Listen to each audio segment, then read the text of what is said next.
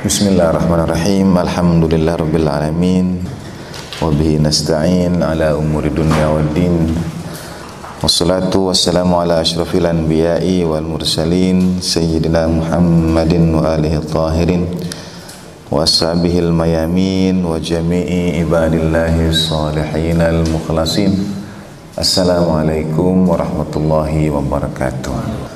Asyhadu an la ilaha illallah wahdahu la syarikalah wa asyhadu anna sayyidana Muhammadan abduhu wa rasuluh.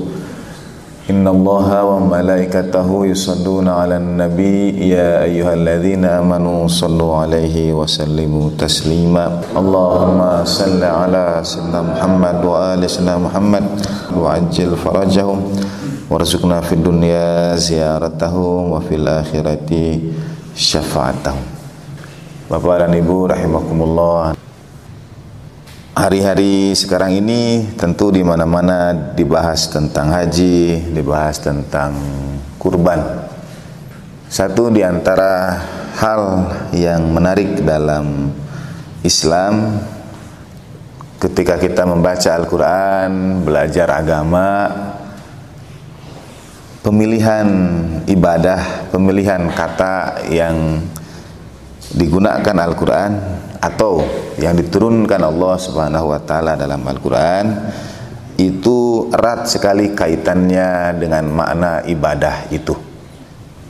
Misalnya kata zakat secara umum kita maknai memberi sebagian dari harta kita sesuai dengan aturannya, nisabnya, haulnya. Tapi kata zakat itu artinya mensucikan. Zakat, jadi zakat maknanya adalah pensucian. Atau kata puasa, saum, artinya menahan diri. Kata sholat artinya doa, sehingga sholat yang di dalamnya tidak ada doa sebetulnya bukan sholat sama sekali. Jadi pilihan kata dari ibadah-ibadah yang dilakukan kita itu ada maknanya tersendiri. Semuanya seperti itu saya kira. Nah, di bulan-bulan seperti ini, pada hari-hari seperti ini, kita membahas kurban dan membahas haji. Dan kita maknai dari akar kata masing-masing dua ibadah ini. Nah, kurban semuanya sudah tahu sebetulnya. Artinya itu dekat. Kita kalau sholat kurbatan ilallah ta'ala, Allah ta'ala kita sebut qarib. Itu artinya yang maha dekat dengan kita semua. Jadi kurban adalah ibadah yang dengan berkurban itu kita peroleh kedekatan dengan Allah Subhanahu wa Ta'ala. Sehingga bagaimana berkurbannya, apa yang dikurbankannya, itu semua berkaitan dengan bagaimana kita mendekatkan diri pada Allah Subhanahu wa Ta'ala. Ada perbedaan antara mazhab Ahlul Bait alaihi wassalatu wassalam dengan saudara-saudaranya kaum muslimin lainnya tentang misalnya bagaimana berkurban. Dalam pendapat saudara kita yang umum, satu kambing untuk satu orang, satu sapi untuk 7 orang. Dalam mazhab Ahlul Bait bisa untuk berapa saja. Mengapa? Karena niatnya sekali lagi kurban untuk mendekatkan diri kepada Allah Subhanahu wa Ta'ala. Saya berpendapat tidak ada ibadah yang dilarang ketika kita berniat untuk mendekatkan diri kepada Allah Subhanahu wa Ta'ala. Tentu tata cara ibadahnya diajarkan. Maksud saya misalnya kalau kita ingin sholat sunat untuk mendekatkan diri kepada Allah Ta'ala, sholat sunatlah kapan saja. Kalau kita ingin baca Al-Quran untuk mendekatkan diri pada Allah Ta'ala, baca Al-Quran lah kapan saja. Kalau kita ingin puasa untuk mendekatkan diri pada Allah Ta'ala, puasalah kapan saja selain hari-hari yang di situ perintah mendekatkan pada Allah Ta'ala-nya justru dengan tidak berpuasa. seperti hari raya. Nah, tapi karena mendekatkan diri pada Allah Ta'ala itu tidak ada batasannya, maka berkurban pun dalam mazhab Ahlul Bait tidak ada batasannya. Nanti dibacakan hadis-hadis tentang itu. Bahkan dalam kitab Nailul Autar yang menjadi rujukan saudara-saudara kita, di situ diriwayatkan baginda Nabi Shallallahu Alaihi Wasallam yang berkurban dengan 2 ekor kibas ya. Yang pertama kata Rasulullah Shallallahu Alaihi, "Hadza min Muhammad wa ali Muhammad." Inna sallallahu Muhammad wa ali Muhammad. Yang ini kurban dariku, dari Rasulullah sallallahu alaihi wasallam dan dari keluarga Rasulullah sallallahu alaihi wasallam. Dan yang kedua, dan ini dari umat kata Rasulullah sallallahu alaihi wasallam yang tidak dapat berkurban. Baginda Nabi menyertakan dalam kurban itu keluarga beliau, kemudian menyertakan juga umat. Hadisnya ada dalam Nailul Autar. Buat teman-teman yang mungkin mendengarkan kajian ini bisa merujuk dalilnya pada tulisan saya yang mungkin beredar dengan judul Kurban Kolektif, bahwa kurban bisa dilakukan bersama-sama. Yang menarik, ada pendapat dikumpulkan dari berbagai hadis. Ini hadis-hadis yang tadi selain di Nailul Autar dalam Ibnu Majah 3122.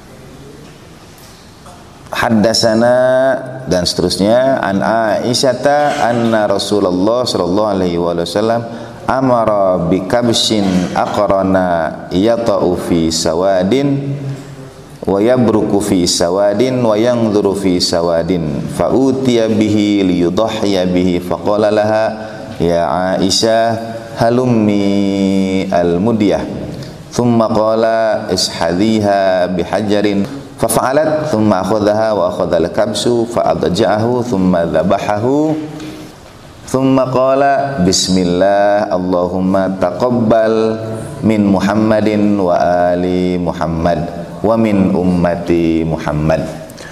Ada riwayat baginda Nabi SAW berkurban dengan 2 ekor domba.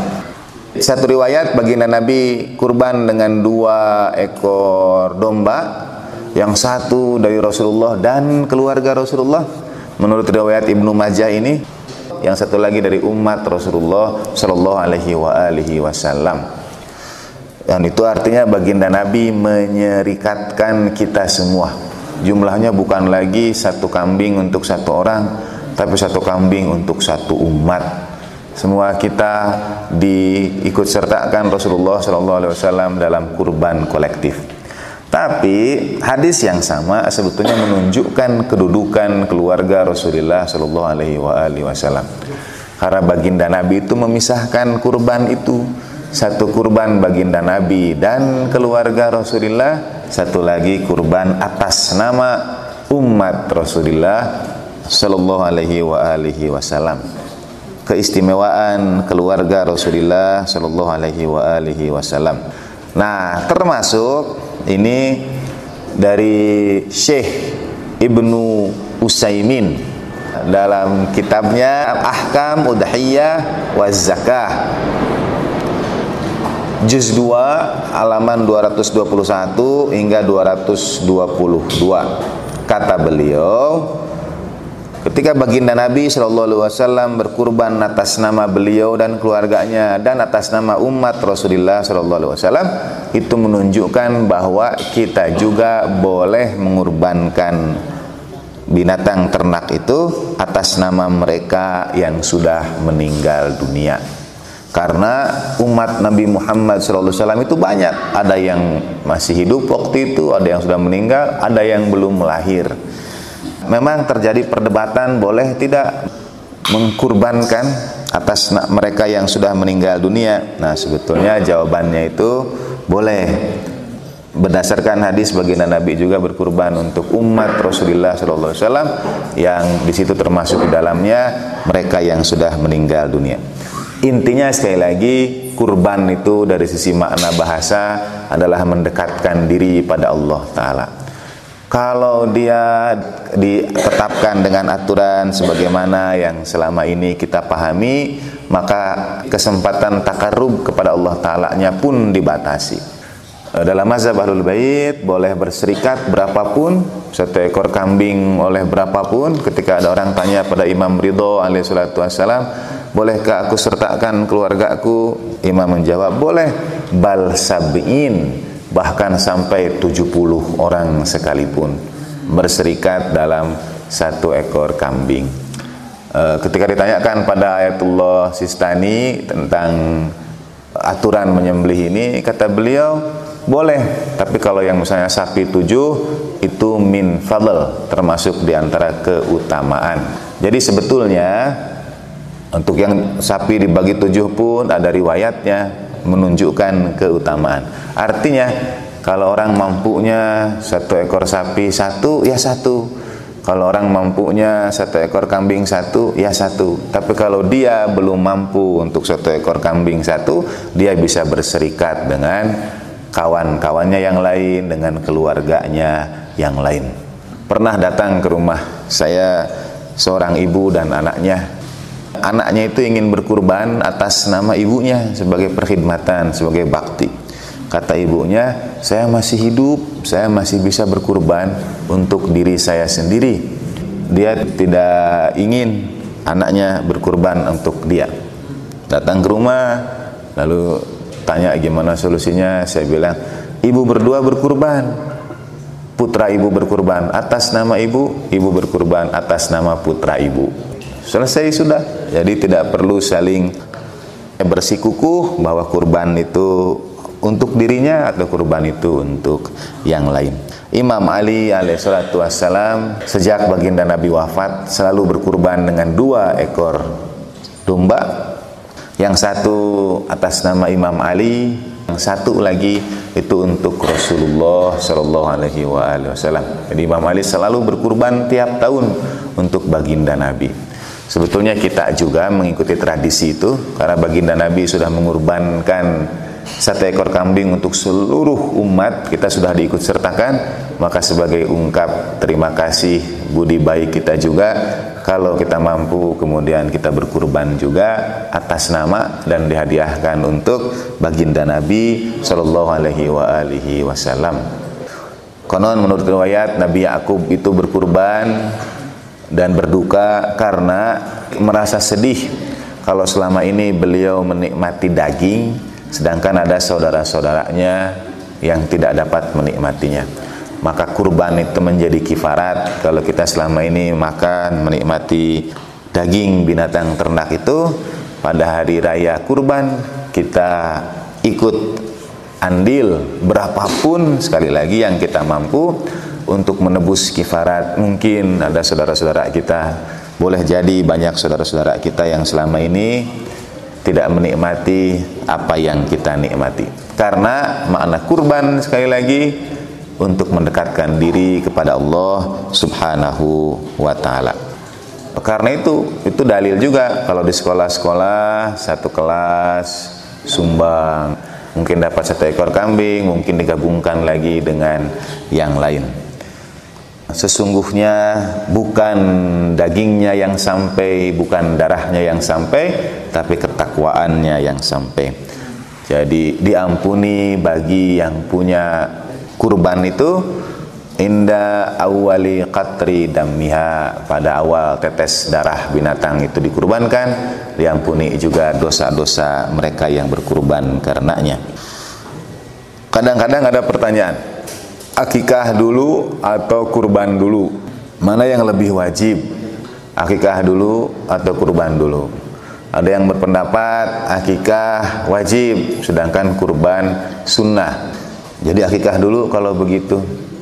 Kalau menurut Ayatullah Sayyid Sistani, pada saat kita berkurban itu juga kita niatkan di situ ada akikah kita. Sebetulnya untuk menunjukkan posisi berkurban, posisi ibadah kurban itu yang sangat agung, sehingga bagaimanapun, kapanpun, kalau kita bisa, kalau kita sempat, selalu ikut berpartisipasi dalam kegiatan kurban itu. Itu yang pertama. Bagian yang kedua, haji. Haji itu dari akar kata apa? Dari akar kata hujjah, hajja, ya, hujju, hajjan, dan artinya banyak, menuju.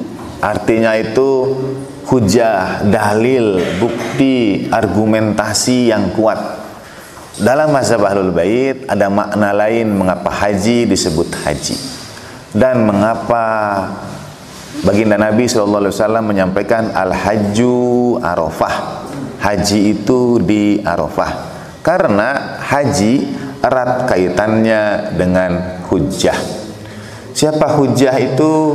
Hujjah itu adalah pemimpin, khalifah, imam yang menjadi teladan seluruh umat. Di zaman baginda Nabi SAW, hujjah itu adalah Rasulullah SAW.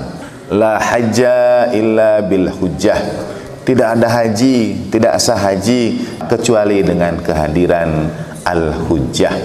Karena itu dia menjadi rukun Islam yang dirindukan oleh semua kaum muslimin, di antaranya para pengikut Ahlul Bait alaihi wassalam, karena haji mendekatkan kita dengan al-hujjah. Al-hajju Arafah, haji itu di Arafah. Sehingga kalau orang berangkat ke tanah suci tapi tidak wukuf di Arafah, tidak dihitung haji. Walaupun sakit, ia tetap dibawa, asal hadir saja di padang Arafah. Tidak ada bacaan khusus, doa boleh apa saja. Saya selalu sampaikan pada jamaah kalau umroh atau haji, tidak ada bacaan khusus. Itu menunjukkan pada kita bahwa kunci ibadah itu adalah hati, ketenangan hati kita, konsentrasi hati kita. Tidak ada bacaan khusus. Artinya boleh baca doa apapun juga, mengaji Al-Quran, wirid, zikir, istighfar, karena yang utama adalah konsentrasi dalam hati kita. Di padang Arafah itu juga, asal hadir saja dia sudah memperoleh haji itu. Mengapa? Ini erat kaitannya. Hujjah itu adalah imam zaman, ajalallahu ta'ala farajahu syarif. Dalam sebuah riwayat dari Imam Ja'far Shadiq alaihi salatu wasalam, inna sahibah hadzal amr yahdiru fi kulli mausim. Sesungguhnya imam zaman itu hadir setiap musim haji. Imam melihat kalian dan mengenali kalian. Kalian juga melihat imam tetapi tidak mengenalinya. Nah, karena haji itu hujjah, karena haji itu di Arafah, mari kita kaitkan dengan hadis man mata walam ya'rif imam zamanihi mata mitatan jahiliyah. Barang siapa meninggal dunia dan tidak mengenal imam zamannya, tidak ma'rifat, tidak Arafah akan imam zamannya, dia mati dalam keadaan jahiliyah.